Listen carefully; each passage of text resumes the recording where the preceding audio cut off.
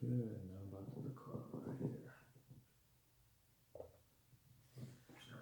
Hello, world. Thank you for tuning in. Today is July 4th, 2021. We got much to discuss with Chris the Boss.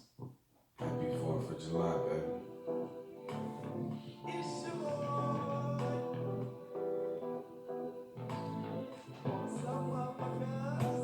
Communication's a must, but with long-term success, that's the route that I trust.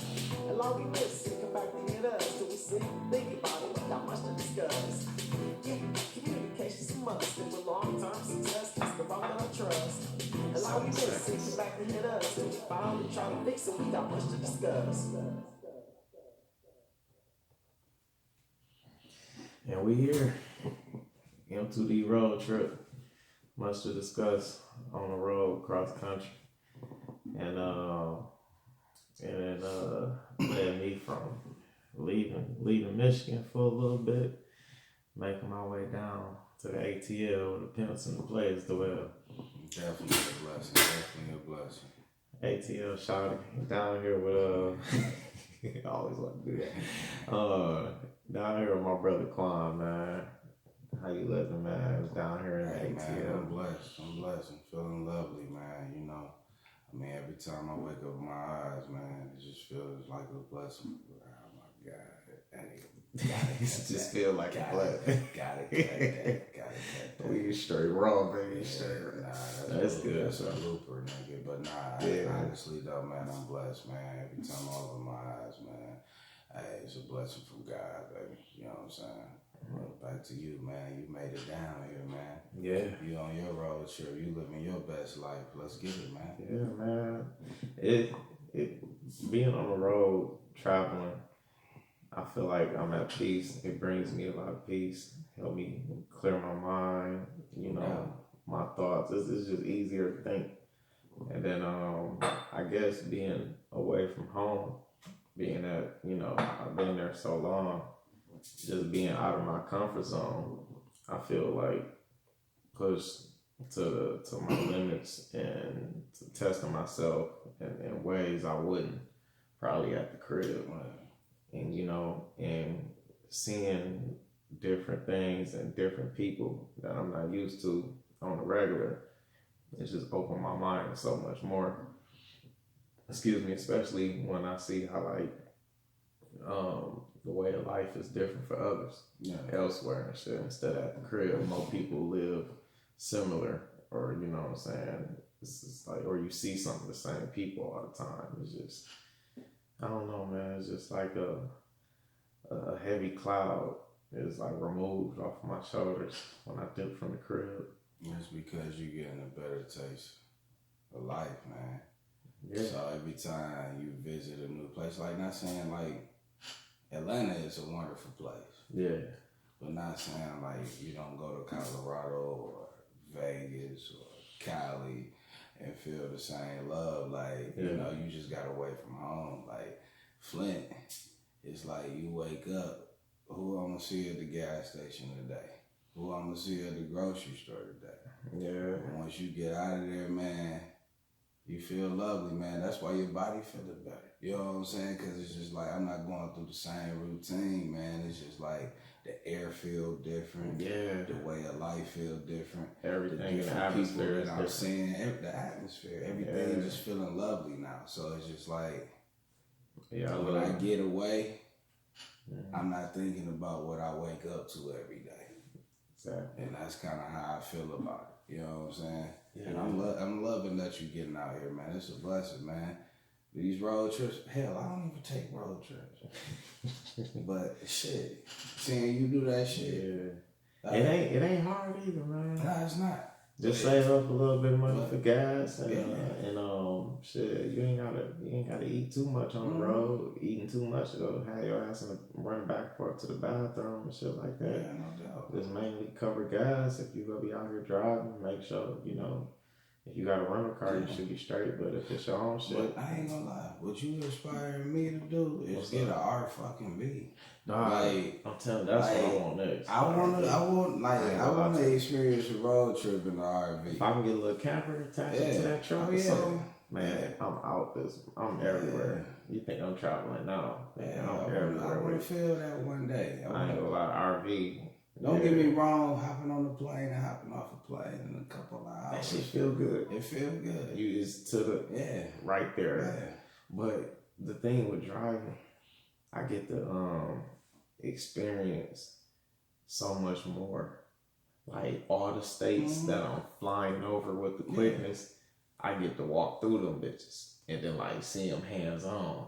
Like it's lovely seeing shit from the top. I do love the view from the top, looking over the clouds. Everybody, all the cities look like little small ant mountains and shit. True. But when you get to experience them hands on, you see like it open your mind to so much. Yeah. To so many different things, man. Yeah. I just love the experience. Like I just love experiencing what our life what all this world has to offer. You see, you pretty much got like an older vibe already. So it's kind of like what we think is, oh, let's get a plane ticket. Oh, we going to Miami this weekend. Oh, we going to Vegas this weekend. You know, it's just like more so like you thinking of getting there and getting lit, turned up basically. Yeah. But at the end of the day, like I said, you got an older nigga vibe. As an older nigga, you think about our fathers and shit like that. Yeah. That's the shit that they want to do. Like, you know what I'm saying? Like, I want to step across the borderlines of Alabama, Mississippi, Texas. I want to take those steps, get into where I'm going. And it's like, now you're talking maybe a week or 2 or 3 week vacation. Yeah. You know what I'm saying? Then think about a weekend vacation. Yeah. You add a Friday, I'm going to take Monday off. You just added like a 5-day vacation, but that's just off of a plane. Yeah. You take a road trip, you getting to see what this certain state is built off of or what's like you go to the Niagara Falls, you get to see stuff like that. Like you go to Vegas, you get to see the Grand Canyon. Yeah. Like I see the Grand Canyon, but I'm in the air. I'm on the plane. Like I really didn't experience it. Yeah. But I see it. But it's nothing like where a road trip got a lot to offer for you. You know what I'm saying?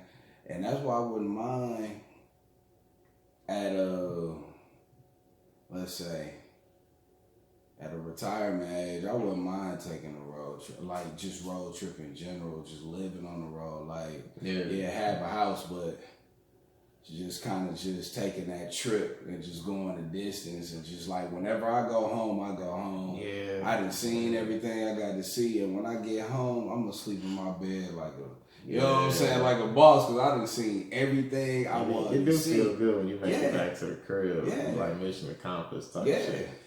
But you reached a milestone. Yeah. But man, it feels good traveling, man. Yeah. Getting experience like different shit. And then but that's why I'm happy for you now, cause something that I'm thinking about I'll do later on, you doing that shit, you just bossing up like Chris the Boss. Yeah, man. And just making that shit happen. Taking certain risks, yeah, man. Just I'm a real adventurous type nigga too. Mm-hmm. Like my imagination, I be wanting to like experience different shit I see in movies, and then sometimes you gotta go to different places to see these things and shit. Looking at your gram, looking at Facebook, looking at any type of social media, Twitter, anything. I'm looking at you stopping at actual signs, and it's just like you just kind of like, this is where I'm at. I'm at this place. This is what I'm doing, bro. I'm trying to keep collecting them too. Like I was at Flint yesterday.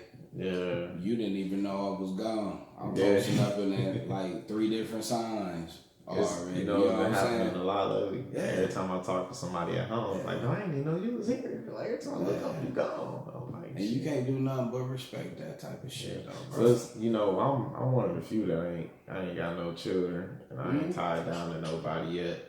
So it make it easier. It's just like, you know what? And then I don't want to wait until like, I have those things and like a family and everything. And I'd be like, damn, why didn't I do this? Like, Yeah. oh, I want to do it now, but it's gonna cost me extra because I gotta bring the whole family and shit like that. So it's like, man, I want to experience this shit now. For real. And then so I have a little extra experience. So when I do have a family, you know, it'll make it easier to bring them along, and I know what places we can go to, or some places that may not be too good of a place to go visit. I may already have experienced that. Like, now we might want to stay away from those parts. You doing some shit dolo that niggas do with families. Like, you know what I'm saying? And you living the American dream. Yeah, man. And that's the true meaning of the American dream, because you starting to see America. Yeah. All over the place. Yeah. Like, for real. Yeah. It's beautiful. And man. I wanna experience as much of like the mainland, well, at least where we from in the US. Yeah. As much as possible, and then start exploring elsewhere. Like, because I still haven't been outside the country yet. So for right now, I'm just like, while I'm here until the right time comes, when I can leave the country, go overseas type shit, I'm gonna just hit up every state I can, every city I can. I'm in this motherfucker. You know what's crazy though? Like, I've been to the Bahamas, like, literally, like, maybe, like, Nassau, Bahamas, but, like, I've literally been there, like, maybe 8 to 10 times. Mm-hmm. It's so different than being here. Like, it's different, and then it's not different, but then it's, like, more blunt different. Like, it's more like you hop off the plane, you got pretty much their police department is carrying like machine guns. You know what I'm saying? Like in our airport, they be carrying handguns. Yeah, maybe somebody around the corner got an AR-15 or, you know, an assault rifle, but you walk through that airport, it's just like you walking through some real shit. Like, we got machine guns and blase, but then you ride through their country, it's like riding through the ghetto. You know what I'm saying? Like, but that's why I said it's almost the same, but it's different. Their whole country is ghetto. Yeah. But then you get to the Atlantis where everybody's promoting on commercials in America. You know, everybody is like, oh, we want to take a vacation there. Yeah. That part of the country is very motherfucking lovely. Like, that's where you're going to have live your best life and stuff like that. But then, once you cross that bridge, they have a bridge from when you get off of the, you get in a taxi, Uber, limo, you gonna ride through that whole little thing, and it's gonna be nothing but ghetto. Then they got a bridge over the water that just kind of cuts that off, and now you in Atlantis. Damn. And it just, you know,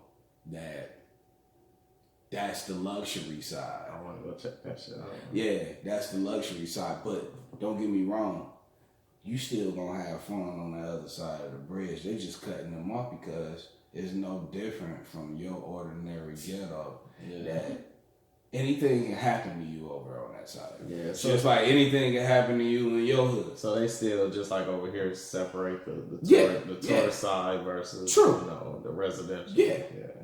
Yeah, and it's smart business. It's smart business. It's nothing. I mean, I get it, but you still, as a tourist, still want to go across that bridge and still go toe to toe with the real people over there. Yeah. So you're gonna still have a good time, but I mean, shit happens. Shit can happen just anywhere, like in America. Shit happens everywhere. Yeah. So, but ain't nothing like experiencing like the people who actually live in that location you're at. And that's where you had the best time. Yeah, for real. When you around the locals, man, that shit, they know how to show you a good time. Like, I don't care where you at.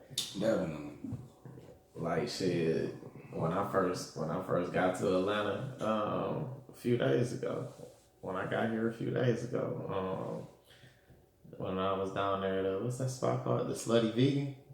Oh, yeah. Man, it was hella locals. It was hella locals down there. Man, like, they be turning, boy. They be live, interacting with everybody. Everybody just cool. That's your everyday Atlanta, though, because, like, that was in the heart of the city, just about, wasn't it? Shout out to the Slutty Vegan. People had their places they gonna go here. You know what I'm saying? Like, people had their everyday spots they gonna go, but it's so funny because I've been here for a minute, and it's just like, I still haven't been to everywhere, like, or everything that Atlanta has to offer. Like, it's just that much to do. Yeah, like, I can sit here and eat things for the same months, but it's so much thing. If you just want to go outside of your area, just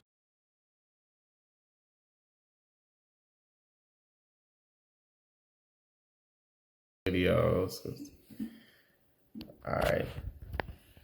I have to switch it to another camera because the last camera, the storage then ran out and expired. So we had a few technical difficulties, y'all. sorry, good, man. Those people still listening. Yeah, but what I was saying though, you know, About Fagos here. Yeah. Definitely don't taste the same. I feel like, man, they just getting shit. You know, they get made up there, so but I feel like by the time they cross the fucking country to get here, they just done shook them up so much. Like, it still got a good taste, but it's not that strong taste. Yeah. You know what I'm saying? Like, as soon as you crack the top off of it, and you get that just like, like, you ain't getting that here. Yeah. It ain't got shaken up too much. Yeah, it be like that when you ain't at the place that wherever it originated from. Yeah. And all that shit is something. Oh, and then I forgot about Yaya's. Yaya's used to be my spot too. Yaya's is the one. Yeah. Nice little pita bread too. I already know. Yeah, man. And yeah, you're right about like down here, like you got so many more options. Oh, definitely. So many more options to choose from, man. Cause there's still a few spots I ain't even hit yet, and I've been hitting several spots since I've been down here. Like, yeah, bro. I went to like, I had to hit up the Waffle House. Oh yeah, you just had that tonight. Yeah, I hit up the Waffle House when I was passing through. Out for real. When I dropped little cuz off and then was heading down to Florida. I stopped at the Waffle House before I headed to Florida. And that's another thing. I came here after Florida and shit. Florida was cool too. Mm-hmm. Like, cause you was just in Florida too. Yeah. Like Miami, Fort Lauderdale. And different couple places there. And that's what started my road trip. I was initially going to Florida for a wedding. And, starting like, shit, if I drive on the way through there and back, let me see who all I can fuck with, you know what I'm saying, visit, crash with or whatever, on the way there and back and shit, man. And that's another thing about hitting the road. Friends and family that is spread out over the years just give you a chance to be like, shit, all these other years I'm like, man, I'm gonna come down there. Shit, I'm about to actually come through. Let me hit them up. Like, so, like, fuck it, I'm about to pass through. Might as well. Like, shit. And then extend the vacation. Shit. So I'm going to Florida for a wedding. Shout out to Mr. and Mrs. the new Mr. and Mrs. Pope.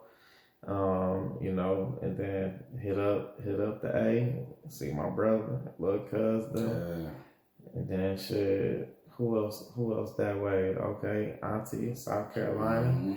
Shoot to South Carolina next once I leave the A. And then it's just been lovely, man. This whole trip so far from Florida to the A. Just getting that Cali love across the country. Yeah. You know what I'm saying? Yeah. I feel you. Cross country vibes, man. With it. M2D Road trip, man. I gotta continue. You already know I got niggas in family Flint that have been telling me for years, man, I'm gonna come out there and fuck with you, bro. You know what I'm saying? And it just be like, nigga, that shit then went from I was 21 to just like, nigga, I'm 32 now. What you say, cuz was on the phone knowing this shit? It was like telling me, hey man, we need to go down there and visit my cousin. Yeah, bro, it's just like it still never come through. And it don't happen. Yeah, and man. I get it. I mean, shit. Everybody got life, you know, shit going on. Yeah. But still, you make time for what you make time for. Yeah. And I once feel I like started, out of all them years, you had a chance. yeah. But when niggas do make that move, that's just like, hey, shout out to Dre. You know what I'm saying? Dre fine, but my nigga Dre fine. I shout out to you because it's just like, dog, when you touch down here, it was like I had no choice but to make time for you. It was just like, dog, this nigga made it. It's one of the niggas that was telling me, I'm gonna come fuck with you. Yeah. And finally made it. I had you been telling me for years, man. Come through. I had to scrap the playbook, and I was just like, bro, yeah, my nigga, I'm gonna fuck with you. You finally made it. Fuck it. Yeah, my nigga. Anybody that do that move, I'm gonna do that for. My brother and his family showed me great hospitality as well. Definitely. Shout out to you and your family. Yeah, bro. You hit me in a week, I said, bet that we doing it. Hell yeah, man. Shit. Come fuck with me, come spend some time with me, bro. It's been a minute. The weather is lovely down here. The atmosphere, everything, like you said. We show Southern hospitality here, bro. For real. You know what I'm saying? What's mine is yours. You know what I'm saying? And it's like, soon as, like, no matter how many years go by, we don't see each other. It's like when we link back up. Right.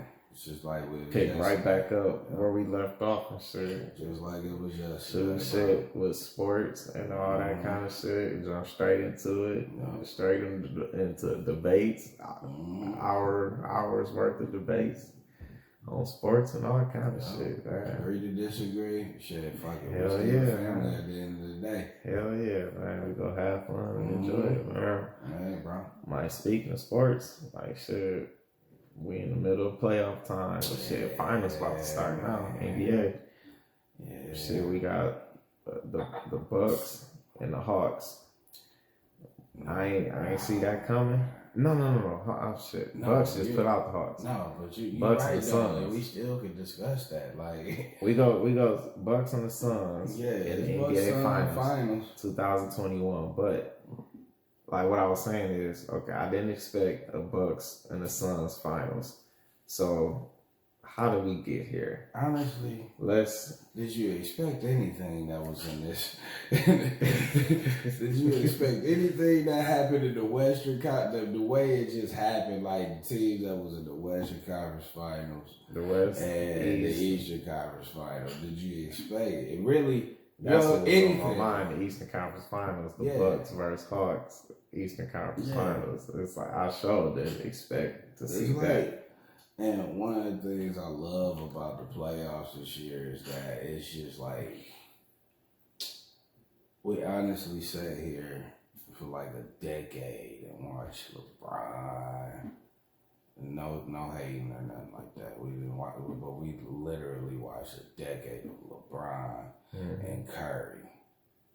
Yeah. Well, half of Curry, but definitely LeBron being in the finals. Yeah, since motherfucking 2011, it's been either LeBron or Curry in the finals, one of the two. And I know people love superstar teams or whatever like that, but man, I'm an underdog, baby. Like, I love when I see what the fuck I just seen get to the finals. Yeah.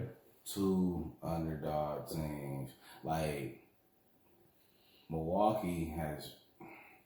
Really, the Suns more so, because Milwaukee is pretty much what people look at as like a team that should have been made. Yeah. They just underachieved. That's true. But when you get James Harden, Kyrie, and KD, that just made them not in the media like that. You know what I'm saying? That team was supposed to win it all. and I get it, you know, James Harden comes back with a hamstring, Kyrie don't play, and we just really just saw our first superstar team really never play together. So like the media kind of like the media and the fans kind of like wrote off the Bucks a little bit because of this super team that was established in Brooklyn with KD and Kyrie and Harden. Because really, if they wouldn't have came together, the media still would have been putting pressure on Milwaukee. It's like, where y'all been at the top the last few years. Y'all got the 2-time MVP, last year Defensive Player of the Year. It's like, yo, well, what's up? Well, show us something. Like, you know, but you're right. The new super team in Brooklyn took all the media pressure off of them. People just expected, like, you throw a team like that together. More so, like, even though we knew KD and Urban joined each other the start of the season, you already heard the whispers in the off season that Brooklyn was trying to get James Harden. The season started, whispers died down. So now we thinking, oh, KD, Urban, and they have a stacked ass team. They were deep, very deep. The team they traded away, they were already deep. I didn't think they was gonna trade them. They were pretty deep, and then it was just unfortunate Spencer tore his ACL, but he would have been a big help in the playoffs. And when James Harden started basically forcing a trade in Houston, Brooklyn came back in the discussion again. So it was just like when they made that move, it was like it was stamped theirs. The world media, it was stamped theirs. And then LaMarcus Aldridge get bought out.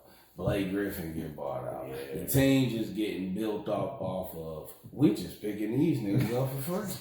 You know what I'm saying? Everybody want to be a winner. Everybody want to be a champion. But, like I said, unfortunately, honestly, Brooklyn may have won the finals this year. But I don't like to really go into ifs and buts, but it's just like, if they had been healthy, that's why I said that might have been the first superstar team where we was just like, damn, we really didn't see them play together all year. But they big three play like 12, 13 games together coming into the playoffs, something like that. And you think solely off of name and superstardom, them being linked up together, we may have seen them win the championship. Because offensively, like, how the fuck would you go stop us? That's almost the same way I think about when Toronto beat Golden State. If KD was there, I respect what Toronto did. Love the season, love the playoffs. They grind to get to the finals. But I really do feel like the dog fights they was in without KD, KD would have been the trump card to me. It was kind of like, but I respect the grind and I respect the hustle. Me rooting for Kawhi in that situation. I mean, I love KD, Steph, Draymond, and all them, but I think Kawhi was looking for that challenge, like, because he was the first one to really, and really the only one to really give the Warriors at full strength a scare, and that's going back to when I say that, I'm referring to his very last, like the last of seeing him at his best with the Spurs. 2017, he led the Spurs without Tim Duncan, because Duncan had already retired. He led the Spurs to the conference finals against the Warriors. And that was KD first year with the Warriors before he won the championship. It was the Spurs versus the Warriors conference finals, And Kawhi, like damn near single-handedly he was The like first game, defending all of them, Mm-hmm. like KD, Clay, Steph, and balling out on the offensive end. And the Spurs was up like 23 points. That's one of those ones I wish we could have finished and seen. Until he went out with that Zaza Pachulia shit. The foot. That's what changed the NBA rule as well. And then it was always, all right, just like you just brought up, damn, if KD and Clay wouldn't have got hurt, whatever, the Warriors probably would have won. I always look at it with Kawhi. Man, if Kawhi wouldn't have got hurt, we never seen nobody give it to the Warriors like he did before that Zaza shit. But do you think at the same time, LeBron them and the Cavs never even had them down like that. Like Kawhi did with the Spurs. That's different teams though too, because wasn't KD a part of that but still, Kawhi run? Was KD a part of that run with Kawhi getting hurt with the Spurs? Yeah. Wasn't that his first year? That was his first year. We're gonna say that was the year they beat the Spurs. Kawhi went down. They swept the Spurs. They went on to sweep the Cavs. Yeah. No, they beat the Cavs 4-1. Yeah. They beat the Cavs 4-1, and then the next year they swept. Well, my thing is that great game we watched. Everybody saw it. Everybody couldn't believe it. Like Kawhi is just out here doing what he's supposed to do. Yeah. He's trying to take these niggas out. But do you believe? This is just one question. Do you believe that one game was just that one game? Like or on some Golden State would have just took that as like on some Iverson versus the Lakers. Yeah, something like that. So that's a perfect example. He got that first game, and the whole world was like, Iverson just got a game on Shaq. That's a perfect example. And then and it was like, okay, they got a chance. Lakers won 4 in a row. Yeah. That's what I'm asking. Because do you really think that's when we were seeing a greatness in Kawhi? But do you think that Spurs team is a collective group? Because I remember niggas getting hot too in that series. Like Patty Mills and all them. Like they didn't start off that way. Kawhi kept them in the game. Then niggas started, coming through. My thing, if as long as LaMarcus Aldridge would have stepped up and been that number 2. Yeah. If he would have been that player the Spurs thought they were getting, that player replacing Tim Duncan. That player we thought we was getting from Portland, the Spurs is gonna win that. Whether LaMarcus wasn't gonna be the LaMarcus we seen in Portland, to where every mid-range shot he took, mid-long range, was automatic, then no, the Warriors would have came back and won. But if LaMarcus would have been automatic, like we done seen him do in Portland, like that year Portland eliminated Houston, dog, the hell LaMarcus Aldridge was crazy. But I don't know if you remember.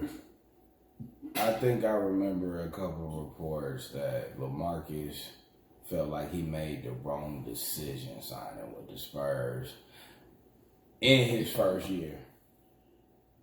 Because his first or second year, but LaMarcus felt like, he made the wrong decision because everybody, it's almost like when you sign, I'm not talking about the organization, but when you sign with like Greg Pop or Bill Belichick, sometimes stuff ain't what you thought it was gonna be like with them. And they like things a certain way. And when they get with those guys, they don't give a fuck who you are. Like, you know what I'm saying? Yeah. Things are operated the way I wanted to go, and that's the way it need to happen. And you might not necessarily agree or like that, like the offense or like the situation, but those coaches you should embrace and accept, because those coaches are trying to make you champions. Yeah. You know what I'm saying? And some people can't accept that because they're used to being like the guy or the man. Spurs ball. Yeah, I was just thinking Tim Duncan is a Hall of Famer. Everything. But Spurs ball is a collective group. Like, it's a collective group. So it's like, it is. You might not be the man that night. You know what I'm saying? It might be somebody else, or it might be somebody for a couple games, or it might be somebody else. And then your night come back again. Like, you know what I'm saying? Or you might have a great night those nights, but when he was with the Trailblazers, it was an offense getting ran through him. So the offense not getting ran through you now. You're trying to learn a system now. Like, that I want to say to a sense they knew he wasn't going to be Tim Duncan, but they tried to kind of replace that role with Tim Duncan because he does a lot of similarity things as Tim Duncan. Yeah. Not on the defensive side, but on the offensive side. For sure. Yeah. And it was like, it took him a minute to like get used to being in San Antonio and like fully embrace it. I don't think he really embraced it all the way into Kawhi. But when he fully embraced it, because he did become it was too late. Kawhi was starting to restart. He that year Kawhi sat off like 9. He only played 9 games. LaMarcus became an all-star.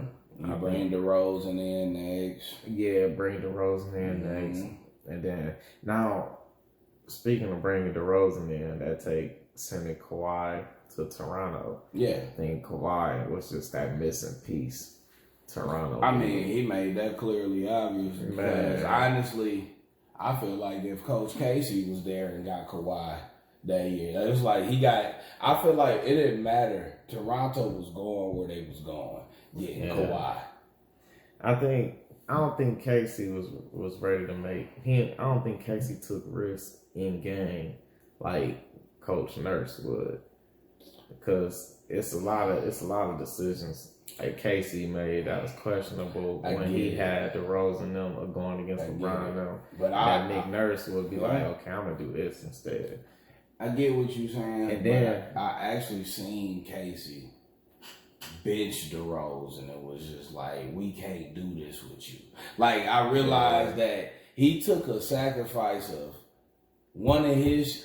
He was actually the star. But he didn't do that until his final year with them. And I get that. But sometimes that takes years. Like sometimes, you know, you ride or die with that shit. But he learned and he made that adjustment. And that team actually came back to LeBron hitting like some little game bucket winner off the backboard, some little floater he hit. So and that, but sometimes coaches grow like Nate McMillan. We just watched him get fired. We never thought he should have got fired from a lot of these jobs he was at. But especially we watched Nate McMillan. He still learned from a lot of those fires. You know what I'm saying? They carried that from Indiana shit. And that shit.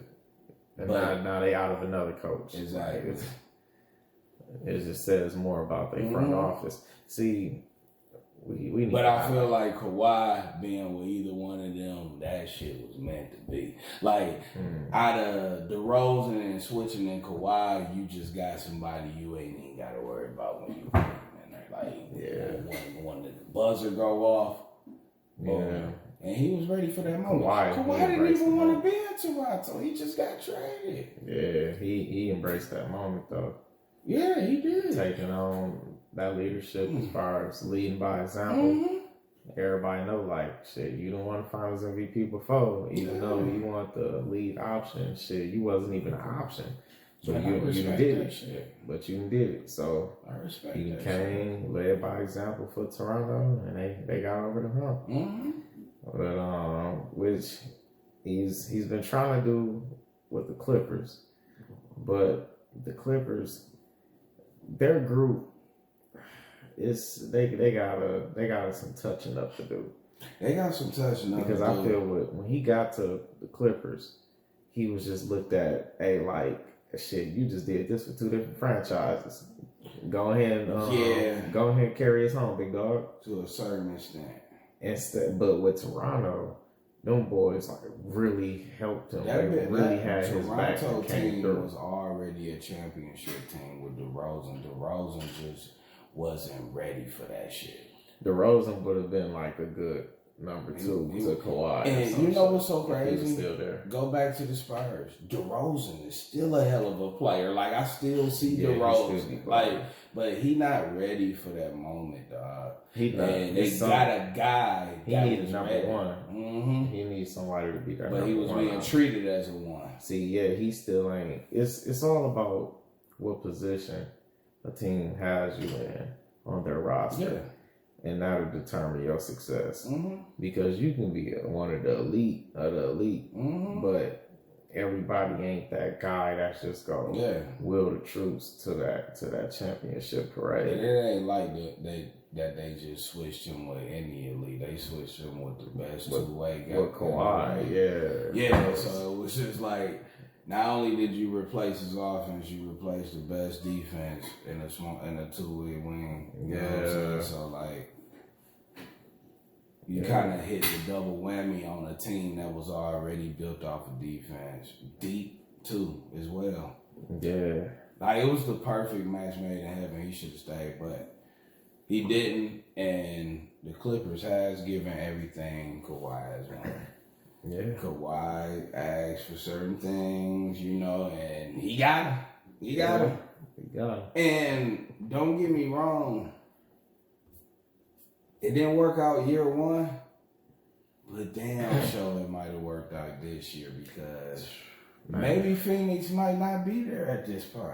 You know what I'm saying? I'm not gonna lie to you. Hell no. Maybe Phoenix don't, like Chris Paul might not be getting a chance at his first ring. Because, dog, nah, PG was trying to show up. PG was trying to show up. You know, it's 2 people I'm always giving hell to. Mm-hmm. And I want to say for at least this season, you made me bite my tongue, sit back, and just be in awe of the greatness you displayed. And that's Paul George and Reggie Jackson. Reggie Jackson, yes. Reggie Jackson, yes. man. Big shout outs to him. Reggie, like, I can't stand your motherfucking ass. But goddamn it, this year. If it was any nigga that wanted to make the finals, it was Reggie. Man, Reggie wanted to make it. And I'm proud For of you, real. dog. I'm so proud of you, man. Even the games PG still had, because PG, he got praised after he had big nights, but he still had some games where he had some games. Yeah, but I wasn't was expecting the Paul one George. that showed us every night And he them wanted two, to win. Them 2 players, it's gotten to the point to where I don't even expect you to do good at any point. But damn it, this year, y'all showed y'all ass. And y'all balled out.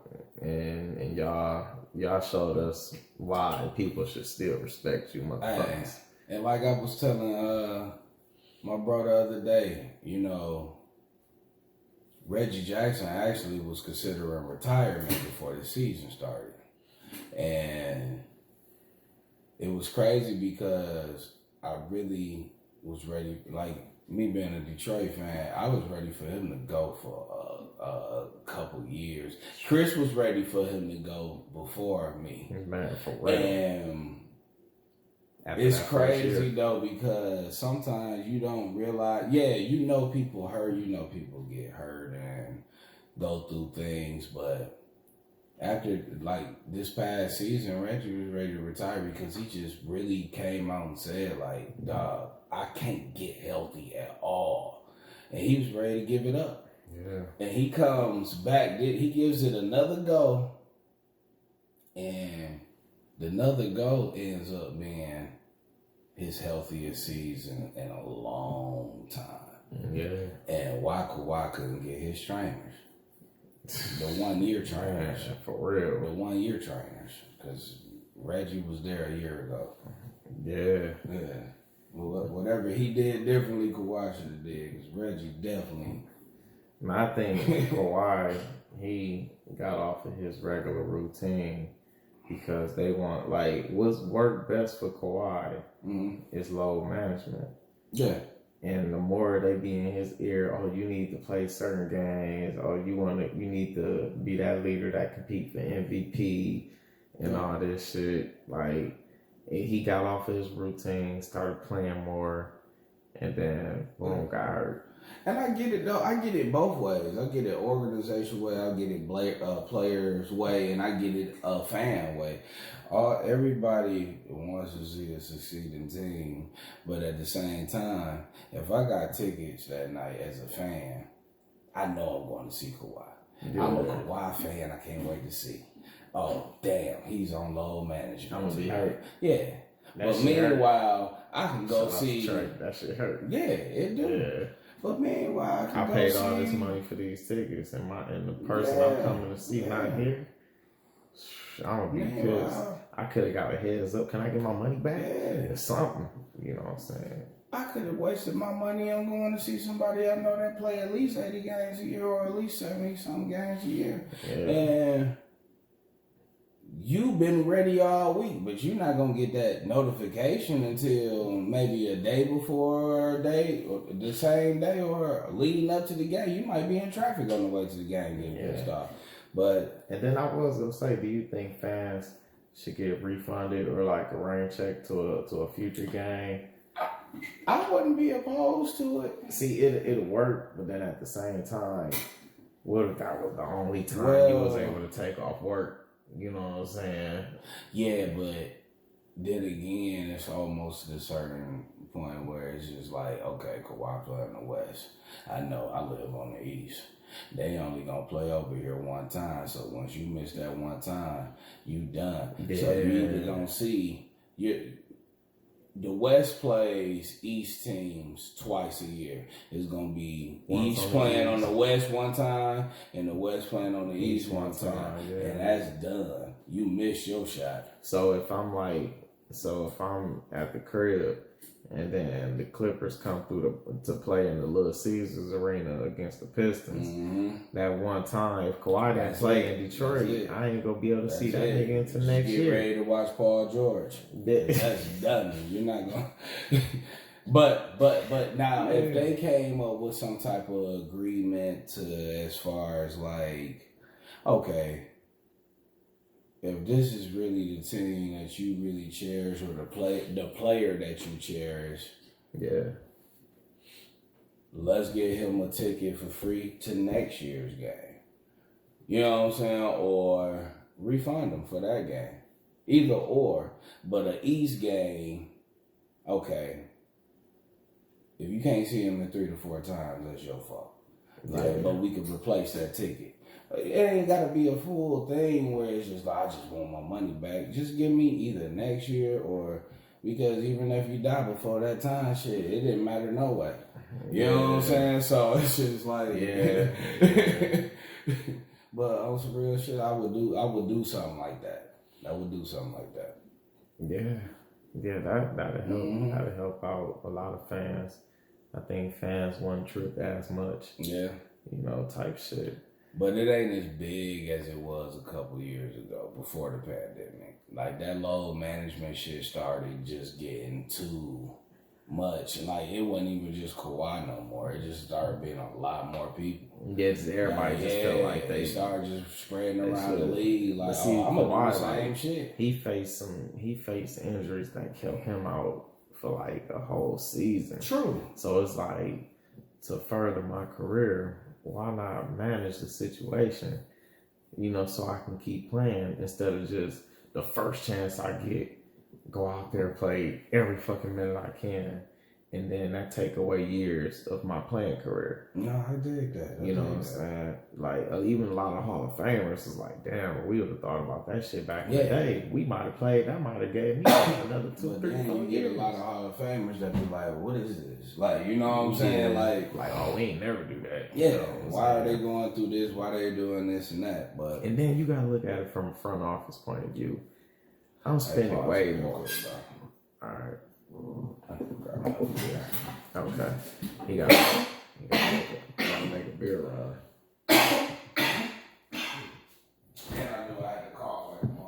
Yeah, it's cool. Down here in the ATL, M2D Road trip. Much to discuss. Out here, cross country again. Niggas don't even know what time it is for real on this shit. For real. We out here at 4 a.m. still getting it 4 a.m. getting it in on the podcast. Much to discuss Atlanta. down here in Atlanta, baby. This Atlanta shit. This our intermission mode. We get back to M2D Sports Talk, but this Atlanta shit feels good though, man. Nigga popping Coronas and shit. You know what I'm saying? Like he on that damn commercial with Snoop Dogg You retarded. and motherfucking Bad Bunny. You retarded. Hey, now that we on Atlanta though, on some real shit.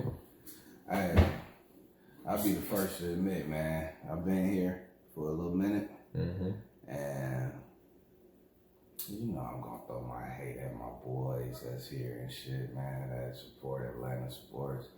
Man, me seeing the Hawks go all the way that far, man, I'm like, man, I just want them to lose, cause I ain't trying to just be like, damn, bro, I see y'all. Now I gotta be a fake nigga. I see y'all, you know y'all looking good. Nah, I want y'all to lose. Hey, shout out to Daryl, man. Hey, yeah, shout out to Daryl Stevens, man. Sending healthy recovering energy your way, brother. Yeah, bro, but man, dog. Cause that nigga been riding for the A. Yeah, he had. Like no other, man. Yeah, that's one of the most loyal niggas I know, bro. Yeah. And honestly, shout out to Trae Young, man. I ain't gonna lie, I can't deny what I saw. And the nigga was great, man. The whole team was coaching. Nate McMillan, all of them, man. They all did their thing, man.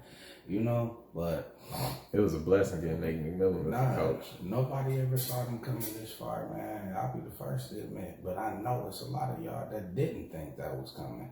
You know what I'm saying? But Trae Young, man, Ice Trae the game, man. Trae Young first time in the playoffs got them. That was that close to the finals.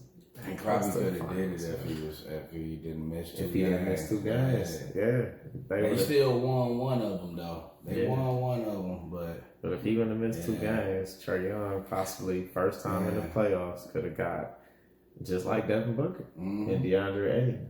First time in the playoffs, they both got their teams to the finals. Trae Young almost missed a couple games. I felt like after the Bucks kind of got that taste of victory without Greek, it was done. Like they felt like they could do this without him, but because Atlanta won that first game, they both played without their stars. Atlanta won the first one, but they won the first one with Greek there and without Trae Young. Because Greek went out in the second half. Yep. Yeah, he got hurt in the third quarter. Yeah. They was already losing their game. Like, the house Hawks was already whooping their ass. They was already winning against a Greek-led Bucks team with no Trae Young. And but Giannis went out in the end of the third, and the Hawks still took home the victory without Ice Trae. Yeah, man. Milwaukee got that confidence, man. I definitely give respect to them boys, man. They fought like warriors, man. I thought they really did have a great chance, just as much as the Bucks going to the finals. You know, it's fucked up what happened to Giannis. I don't wish injury on nobody, but the Bucks needed that. They needed that experience without Giannis. They needed to find it within themselves to see what they can do when Giannis is out. They realize Giannis ain't gonna be. Giannis ain't gonna be fatigued fatiguing on the bench too much. He ain't gonna be in foul trouble too much for them to adjust on the fly and get used to being out there without him. Play a full game, take a couple minutes off. It's like, okay, if we really gonna be champions, what the fuck can we really do? Yeah. You know what I'm saying? They showed it. And Bobby Portis, man, that dude stepped up, man, huge for the Bucks, man. The other people, man, like Middleton and Drew Holiday, they did what they were supposed to do. Yeah. They just did what they were supposed to do. But when you look at guys like Bobby Portis and Brook Lopez, mainly Bobby Portis, but Brook Lopez, he's supposed to be another guy that's supposed to do what he's supposed to do. But we all watched it and we all realized, you know, that the team don't play the way they supposed to play. Yeah. Like Brook Lopez didn't play that way until Greek went down. Like, why we can't get you like that play aggressively like that when Greek's there. Like, you were actually down low. You were dunking again. You were now when Greek's there, you want to get back in the corner. You want to shoot corner threes, wing threes, top of the key threes. I'm just glad they did flip that switch at the perfect time. But my thing is, now that we're going back to the finals, you got past that round.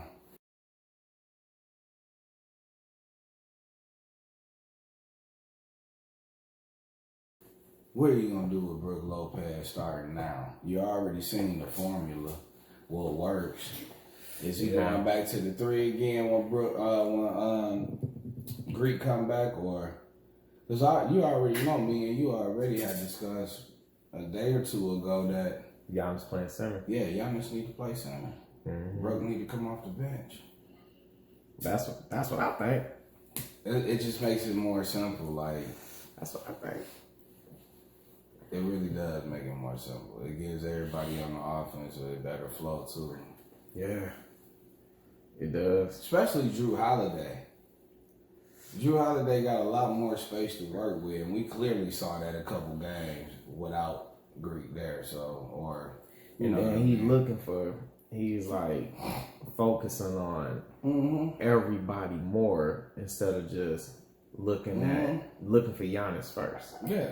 You know what I'm saying? He looking for everybody, and that's how it should be. Yeah. And because that's how it should be. You should be like give everybody a chance to touch the ball, feel involved throughout the whole game, and give everybody equal opportunities, type shit. So when it come down to it, you look at the stat chart, the stat sheet. Everybody was balling. Everybody realized because we saw. There's been a few games, like 5-6 people being double figures. Yeah. Like, that's good, man. And they was down.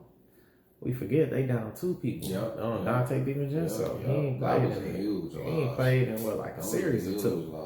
You know what I'm saying? He was a starter. So honestly, we realizing Middleton is the man of that team. Yes. Middleton is really the man of that squad. Middleton, stay consistent, please. Yes. Stay consistent, because dog. Yes, bro. And it's so crazy because I say Middleton the man, and then I just look at him and be like, dog, you really could dominate this league in another way if you took it an extra league. You know what I'm saying? Because he can be a two-way player. Yeah, dog. He already got it offensively. He got it. He does. Defensively, if he's start checking the bet like how he showed flashes with checking KD. Yeah, he definitely showed flashes. When it came down to the end, he checking KD and shit like that. And then in the fourth quarter, you leading your team to the victory. You know what I'm saying? I'm gonna take that big shot. Like, fuck it, we down. Y'all can trust me. I totally agree. You know what I'm saying? Agree. Middleton, bro, you should have been doing it, but fuck the past. You doing it now. Yeah. Keep it up. And I've literally seen him grow in these past couple years with them, and I started realizing when Greek went down in the Miami Heat series last year, and I was like, man, dog,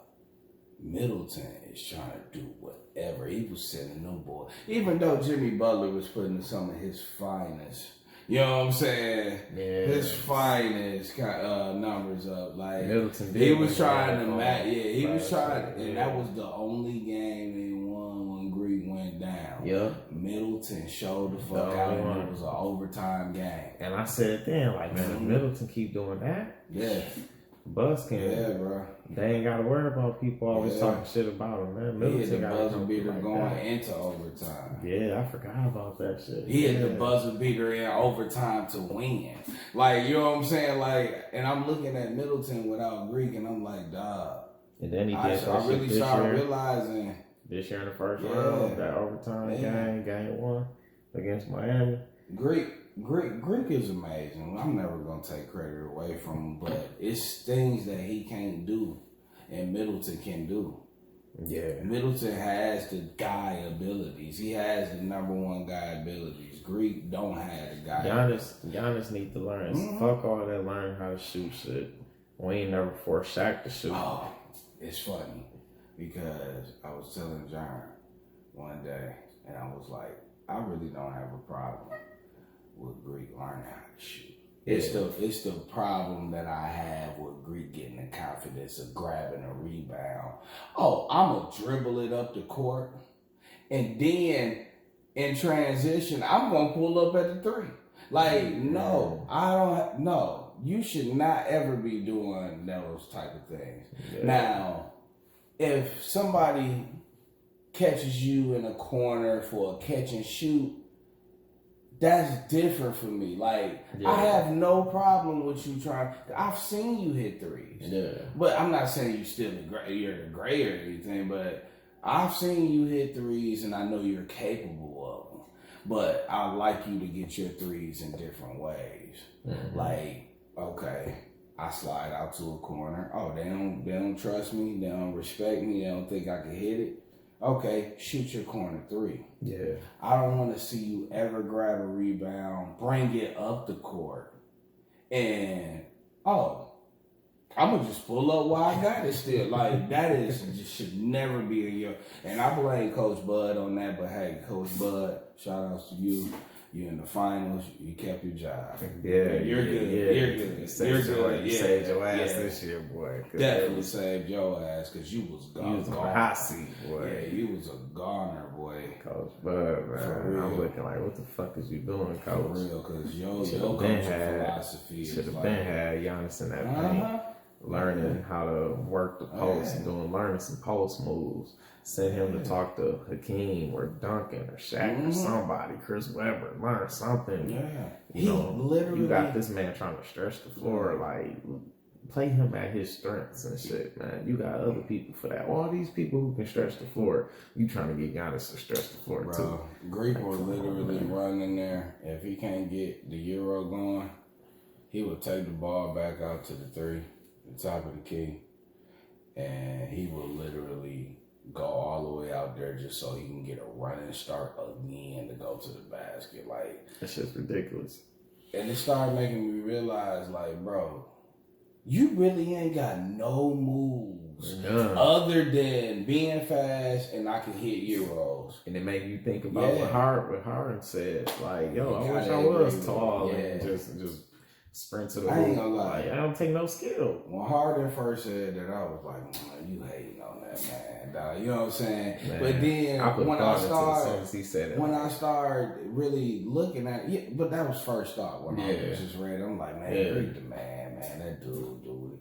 Then when I just started looking at the next season about it, I'm just like, bro, Harden was really right. Like, you really can't do nothing. Yeah. You ain't got nothing to offer. And he said, but especially after when I noticed Harden was right when the Bucks was up 2-0 on the Toronto Raptors. Yeah. And then Kawhi said, hey, the adjustment is I'm checking Giannis. Mm-hmm. And then the Raptors won 4 games in a row. They did. 4 games in a row. That's called, what they say, Marcellus Wiley, he broke it down because it's 4 games, 4-0 is a sweep. If it's a 5-game sweep, it's a gentleman's sweep. Yeah. He said if you lose the first 2 and then you win 4 in a row, and then in 6 games, that's called what did he say? Grown man sweep. Mm-hmm. Yeah, he called that a grown man sweep. And he said the one that ain't happened yet is a team being down 0-3 and come all the way back. Mm-hmm. He said, if anybody do that, that's just gangster. Yeah. So he said it's a sweep, gentleman sweep, grown man sweep, and then a gangster sweep. Mm-hmm. The Raptors gave the Bucks a grown man sweep. Mm-hmm. And that's when I noticed, like, damn, this Giannis really don't have any moves. You realize those couple past playoffs, they preach building a wall for Greek. It started with Toronto. Yeah, and it just kept going. Like, season after season, people, like, he was getting past first round, maybe even the second round. But even in that second round, it was building a wall, and it was still a struggle. Mm-hmm. You put your you put your best man defender on him to start with, and your best interior, your paint defenders behind them. So if you get past your best one-on-one defender, he running into that wall. Yeah. See, but the only difference is why they made the final. Well, besides Brooklyn being hurt, they made it to the finals this year. They swapped out Eric Bledsoe, put in Drew Holiday. Better decision maker. Yeah. Better playmaker. Better shooter. Better defender. Better everything. Yeah. Like, and I thought Bledsoe was the key effort. I thought he was the missing piece. You're not the only one. I respect it. But see, if they was playing through more of Chris Middleton back then, Bledsoe wouldn't look so bad. They put too much pressure on Bledsoe. Though it is much better. They do need a Drew Holiday because all right, you got only before Drew don't about necessarily need the ball in his hand. You got only a before about this. Who the playmaking and the facilitating Drew Holiday is responsible for. You know who it reminds me of? Oh. If they still have Malcolm Brogdon. The way Brogdon was moving around. You know it's so crazy. And his defense isn't Drew Holiday. They slick could have been champions by now. I ain't gonna say champion, but they could have made it the distance. I don't know what. Brogdon to Bledsoe, that was a no-no. But it was crazy. But at that time, you was thinking like, damn, Eric Bledsoe was definitely a good move. He was, but I saw what they were missing. You saw in Brogdon that I think they should have did whatever to keep him though. Whatever to keep him. Man, if you look at the way Brogdon had them moving as a team, man, for the way he had them moving as a team, the way they were so involved together, we missed that when in that year and a half with Bledsoe. Now it's finally came back to the team. That's why I said they could have. I don't know what happened, but you take away Eric Easy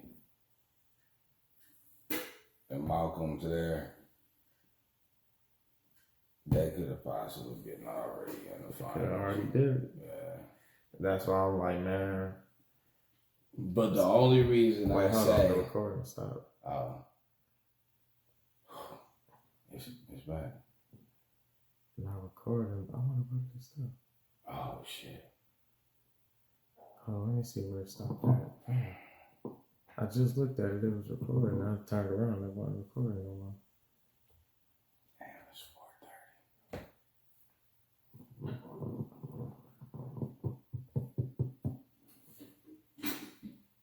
I know what did get us. What's that? Your cell phone. Oh yeah, that's good. Oh yeah, that's good. If it ain't one thing recording, it's another shit. And I just started looking at it. I'm like, well, yeah, that definitely got us.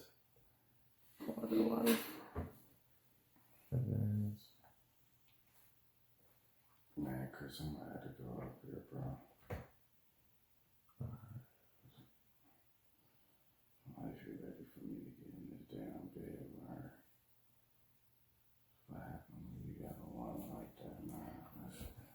Yeah. What the fuck? Hey, it's crazy though, bro. Like, we sit here and we talk, and time really went by. Like, yeah, because I know we were we was just over an hour. Yeah, and that's impressive. Like, cause what is no, nigga? That's an hour on your phone, nigga. We still did like 30 minutes on yeah. Nigga, this almost like a 2-hour episode. Let me try to. But nah, that just let you know, man. When we be outside talking, there'll be episodes right there. Just not even outside, like just anywhere. We just talking, not on camera. Yeah. Remember that night I was like, man, Michelle ready for me to come to bed. It's 5:30. Nigga, we had been outside time passed for hours. Quick. Yeah. From when Jern left. Jern was yeah, talking. like, dog, that was hours. Jern left at like 2:30. Okay, what was 5? Okay.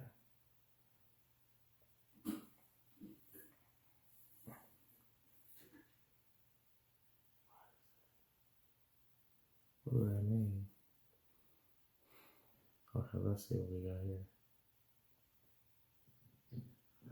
Hello, world. Thank you for tuning in. Today is July 4th, 2020. See where it cut off Much to at. discuss with Chris the Boss.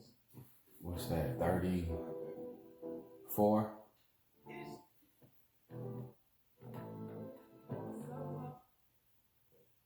Took all the media pressure off of them. People just expected, like, you put a team like that together. Talking about Brooklyn. Damn, it cut off. No, it's the second part. Oh, okay. I was like, damn. Like, stop. I respect the grind. I respect the hustle. Yeah, me being Sound like a fucking pimp. me rooting for Kawhi in that situation. I mean, I love Let's see, Ray. but I think Kawhi instead of young. Oh, yeah, we still, You might it as was well good. stop I'm gonna have that to, if you want to. Like, probably, yeah, this probably. Stop.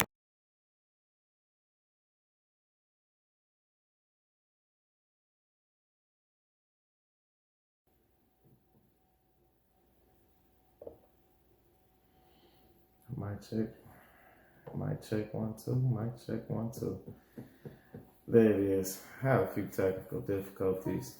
So since shit keep fucking acting all crazy, we about to get ready to shut this motherfucker down. Just wanted to say some goodbyes, close this bitch out. Before we shut it down, anything you want to say, you can put out there, you know. I know it's you know, you might want to have you got some optimism about where things is going with Troy Weaver and the Pistons and shit. You know, anything you want to throw out there and leading into next year as far as like us being better. hey, I'm for real. I'm not gonna get into all that because when shit start rolling, I'm coming for niggas' heads. Oh And just yeah. I remember everybody that talked that shit against my boys. Just remember, one by one, I'm coming. I don't want to hear none of that. Oh, I kind of see y'all doing pretty good, and I see this going on. Nah, niggas, fuck all y'all. Trust me. I don't want to give y'all niggas no more information because I already know y'all niggas don't know nothing about player development at all, bro. I ain't even just talking about for my team. I'm talking about just for teams, just in the NBA or NFL or anything in general.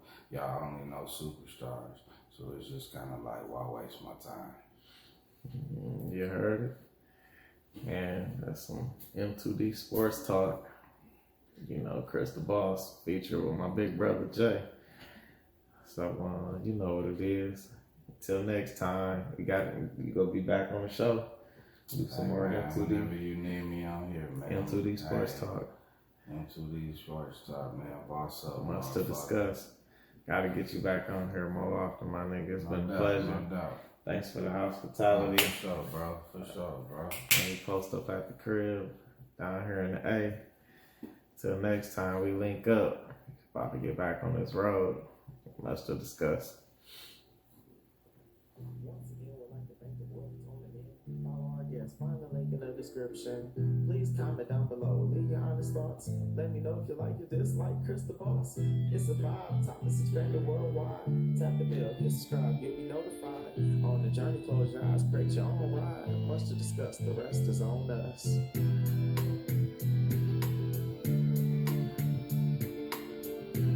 Hope you enjoyed the show. Soon we'll be back for more. Hope you enjoyed the show. Pretty soon we'll be back for more. Be care, take care. Bless, stress, say bless.